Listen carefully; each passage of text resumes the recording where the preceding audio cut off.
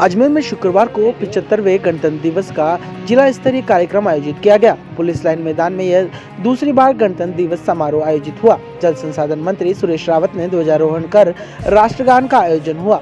उनके बाद मार्च पोस्ट की सलामी देकर परेड का निरीक्षण किया गया। परेड के बाद राज्यपाल का संदेश पढ़ा गया। फिर स्वतंत्रता सेनानी और प्रतिभाओं का मंत्री द्वारा सम्मान किया गया। ग्राउंड में छात्र छात्राओं ने राजस्थानी गानों पर डांस कर विभिन्न प्रस्तुतियां दी गई।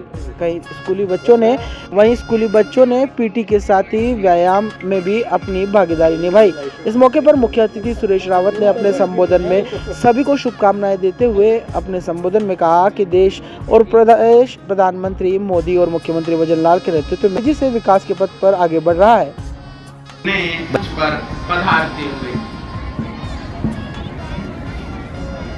और अब परेड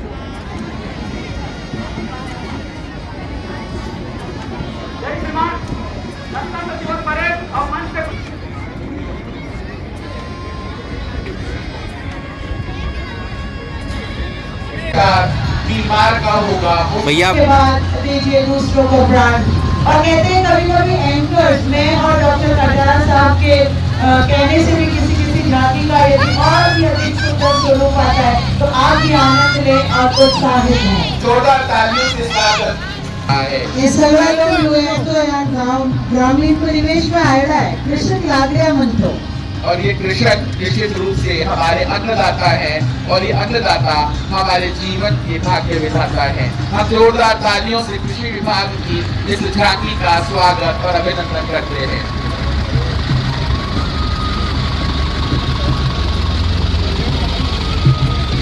ड्रोन कैमरा आप पीछे देख पा रहे हैं, ये बहुत कारगर साबित हो रहा है आजकल।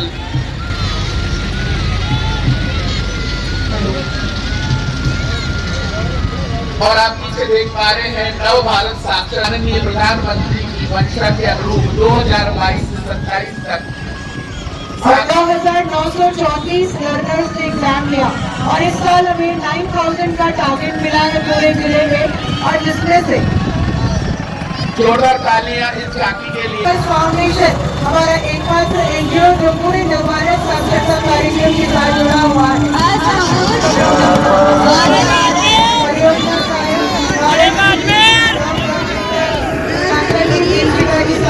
इस कड़ी में वन्य जीव संरक्षण हेतु अजमेर शहर के नजदीक श्री भैरव गंगा घाटी कंजर्वेशन रिजर्व बनाया जा रहा है। इस कंजर्वेशन वाइल्ड से ही लोमड़ी, खरगोश जैसे वन्य जीवों के संरक्षण के लिए कार्य किया जा रहा है। रेप्टाइल वर्ग के बहुत सारे जीव जैसे अजगर, कोबरा, नेवला प्रजाति को संरक्षित करने का प्रयास किया जा रहा है। जोरदार तालियों से इस झांकी के लिए वन विभाग समर्पित है। वायु देने का काम भी वन विभाग द्वारा किया जा रहा है। साथ ही मनोरंजन के लिए भी क्षेत्र उपलब्ध करवाया जा रहा है। शहर के बीच केंद्रीय वन एवं पर्यावरण मंत्रालय क्षेत्रों में प्रधानमंत्री आवास, महात्मा गांधी नरेगा मूल्य योजना, स्वच्छ भारत मिशन के तहत ग्रामीण क्षेत्र में ओडीएफ के तहत गाँव में ठोस और सरल कचरा प्रबंधन जिले की 52 पंचायत प्रारंभ जिले में कचरा संग्रहण के लिए स्थापना है। स्वच्छ भारत मिशन के तहत गोवर्धन के तहत ग्राम बांधसीरी में गोबर गैस प्लांट की स्थापना और जिले में कचरा मुक्त और प्लास्टिक मुक्त करने हेतु जिला समिति में शौचालय बाहर जगह युद्ध को ले और अटेने प्रधानमंत्री आराम से ले रहे हैं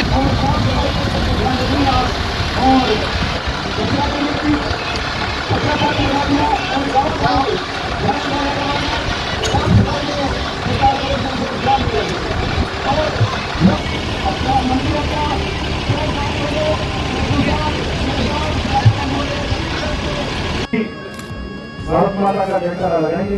बोलो भारत माता की। अरे यार बाबू, आज अपने गणतंत्र दिवस के उस अवसर पर मेरे साथ मंच पर विराजे सम्मानित आयुक्त महोदय, IG madam, collector madam, SP साहब, हमारे अजमेर नगर निगम की महापौर महोदया और समस्त हमारे जनप्रतिनिधिगण, शासन प्रशासन के सभी अधिकारीगण और मेरे सामने विराजे हुए सभी हमारे प्यारे भाइयों बहनों और विभिन्न स्कूलों से पधारे हुए प्यारे बच्चों, जैसा कि आप सभी को विदित है कि 26 जनवरी 1950 को आज के दिन भारत का संविधान लागू हुआ था। ये हमारे देश और नागरिकों के लिए गर्व वाला दिन है।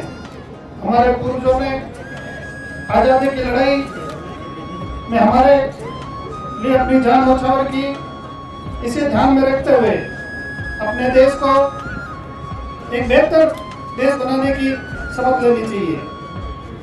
आप सभी को 75वें गणतंत्र दिवस की हार्दिक शुभकामनाएं। मैं सभी जिलेवासियों, बुजुर्गों, भाइयों बहनों एवं नई पीढ़ी को बधाई देता हूं और हमें आज़ादी दिलाने वाले सभी संविधान सेनानियों को नमन करता हूं। डॉक्टर भीमराव अंबेडकर साहब का संविधान निर्माण में बहुत ही महत्वपूर्ण योगदान था। संविधान देश के लिए एक जीवन दस्तावेज एवं प्रेरणादायक दस्तावेज है। ये भारतीय लोकतंत्र की आत्मा है। देश के स्वतंत्र आंदोलन में अजमेर मेरवाड़ा के अनेक स्वतंत्रता सेनानियों ने आजादी की लड़ाई में महत्वपूर्ण योगदान दिया, जिनका नाम इतिहास में सभी अक्षरों में लिखा हुआ है।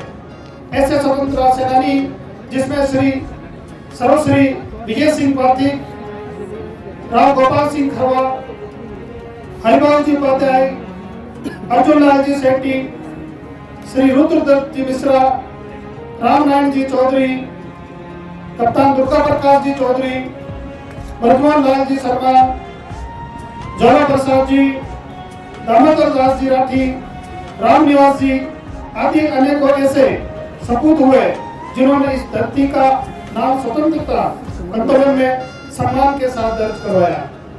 मैं उन सभी को साथ समस्त इनाम सेनानियों को पुनः नमन करते हुए श्रद्धांजलि अर्पित करता हूँ। मैं इन सभी संपूर्ण विश्व में इस धरती को ही एक ऐसा सौभाग्य मिला है कि यहाँ से मात्र 13 किलोमीटर की दूरी पर हमारा तीर्थराज पुष्कर का स्थान है। सृष्टि को रचने वाले परमपिता ब्रह्मा जी की नगरी पुष्कर हिंदुओं का सर्वश्रेष्ठ तीर्थ है, जिसे तीर्थ गुरु के नाम से जाना जाता है। वही सूफी संत हजरत ख्वाजा मोइनुद्दीन चिश्ती की पवित्र दरगाह भी है।